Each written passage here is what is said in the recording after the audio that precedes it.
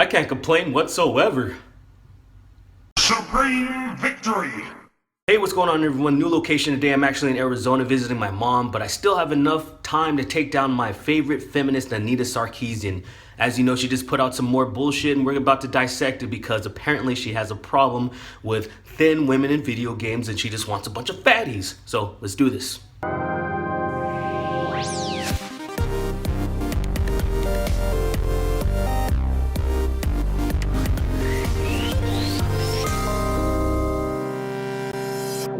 At their annual BlizzCon event in 2014, the wildly successful game studio Blizzard Entertainment showed off a new game they had in the works called Overwatch. And from that first reveal it was clear, the appeal of Overwatch resided in its cast of characters, a diverse assortment of heroes each with unique traits and abilities.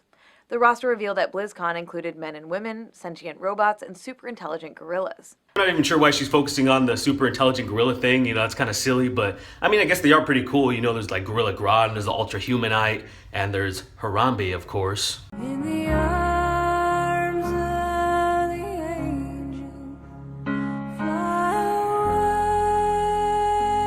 away from here. However, for all the apparent variety and diversity in the heroes Blizzard showed off at the game's debut, there wasn't much diversity to be seen in the body types represented by the female heroes. The male characters introduced that day included the towering knight Reinhardt, the sturdy engineer Torbjorn, the agile archer Hanzo, and the hulking simian scientist Winston, among others. The 5 female characters introduced consisted of the slender adventurer Tracer, the slender healer Mercy, the slender support character Symmetra, the slender sniper Widowmaker, and the slender but well-armored security chief Pharah. She really likes to use that word slender.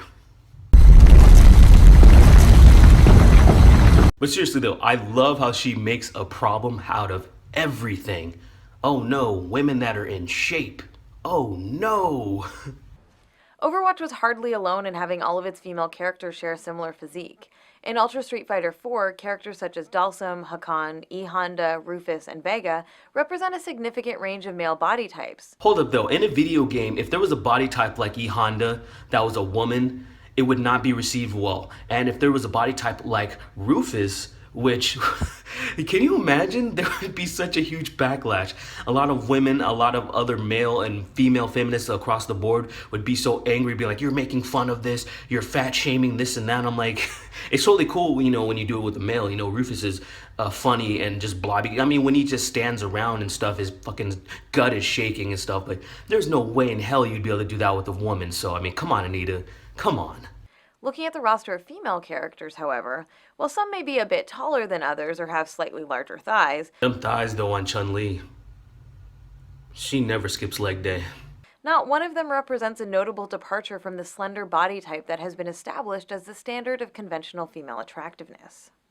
Similarly, when we look at the champions on offer in the hugely popular MOBA League of Legends, we see the designers wonderful range of body shapes that proportions across dozens of male characters. From the classic masculine warrior to the guitar, the hefty belly goddess to the crucially disproportionate body of Dr. Mundo. There isn't any one male body type that is the standard default male body type, and the value of these characters is simply not connected to their sexual desirability.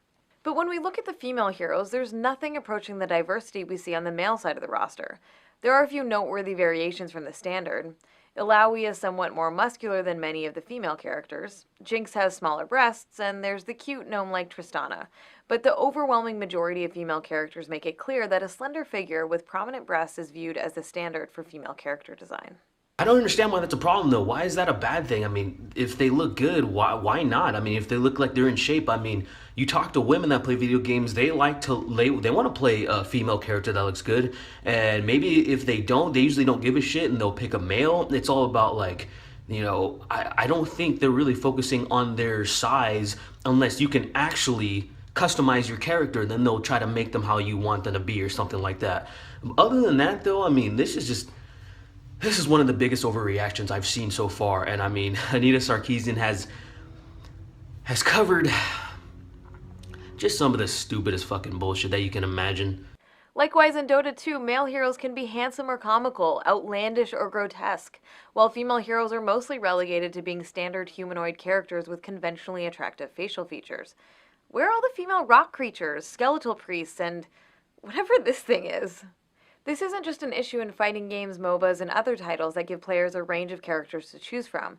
Female characters across the board are often limited to that same specific body type. I should kill you. Doing all right there? away from her.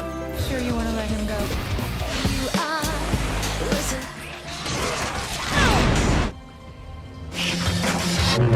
And this guy wants me to trust him. I love how she always picks on Bayonetta when Bayonetta was created by a woman. But seriously, I still fail to see the problem. What the fuck is the problem? I don't get it. Why is this the problem? Why does there need to be fat, disgusting, horrible looking women in games? I don't get it. What is that gonna do? Are you gonna pick them, Anita? Are you going to pick those characters? I fucking doubt it. It's as if male characters are free to embody whatever physique best communicates their personality or abilities, but when it comes to the designs of female characters, that kind of imagination and creativity often doesn't seem to exist. Rather than seeing such an exciting range of female characters, we mostly get the same body type over and over again, one designed to be sexually appealing to the presumed straight male player. Objection! Straight men, gay men, Pikachu, Raichu. straight women, gay women, we all appreciate a good looking, sexy female body. Get over it, bitch. The problem is exacerbated by the fact that when we do see representations of women with different body types, they're often presented as a joke, as in Fat Princess.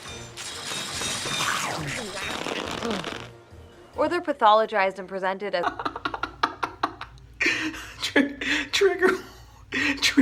Trigger warning. Oh my god.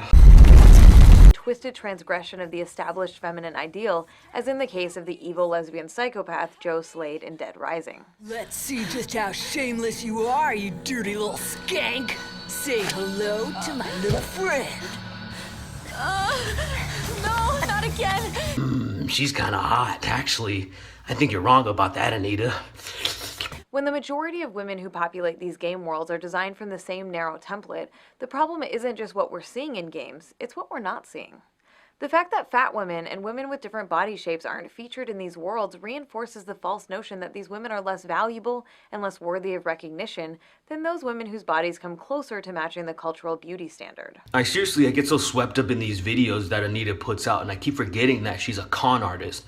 Like, she's playing it, like, just everything that she's saying. I mean, everything up to the trigger warning. Like, she's just doing things to push buttons like people, to people like me. And it works until I kind of take a step back and be like, oh yeah, she's a con artist. She's playing us, you know. She's so good. She's so good, man. Like, you gotta give it up to her, seriously. These limitations on creativity when it comes to female characters don't stop with body type. We also don't see the same range of ages commonly represented as we do with male characters. It's not unheard of to see male soldiers, fighters, and heroes who appear to be in their 40s, 50s, and even older. You're right. Playable female characters, on the other hand, are almost always young, and it's for the same reason that so many of them have the same body type. They're intended to be sexually appealing to straight male players. See, I'm already angry again. It's not... Do you think anybody wants to play as a fragile old lady? Come on. The result is that we have plenty of representations of male characters who communicate that men can continue to be active, vital, and powerful over the course of their lives.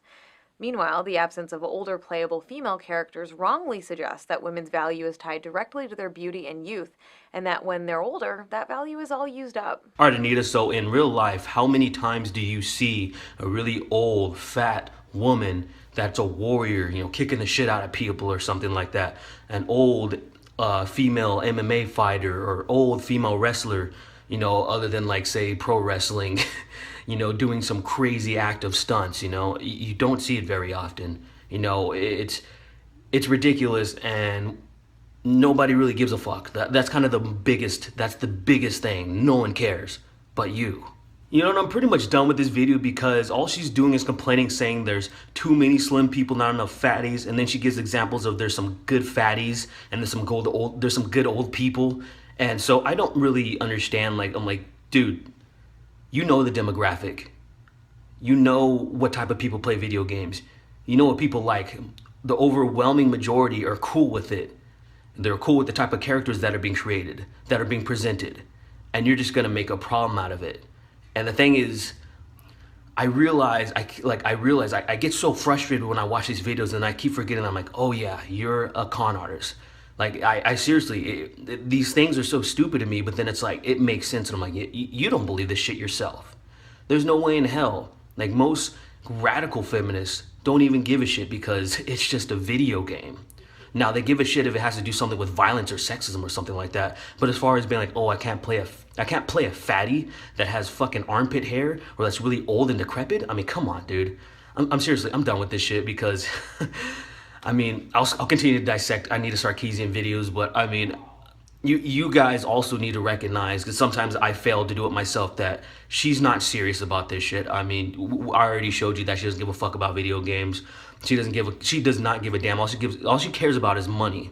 And this type of stuff is getting her ad revenue. And, you know, people like me, people that like her and that don't like her are watching her videos in droves and giving her that ad revenue. So I don't want to end on that note because that was a little bit dark, you know, just like, oh, she won, blah, blah, blah. Like, fuck this bitch.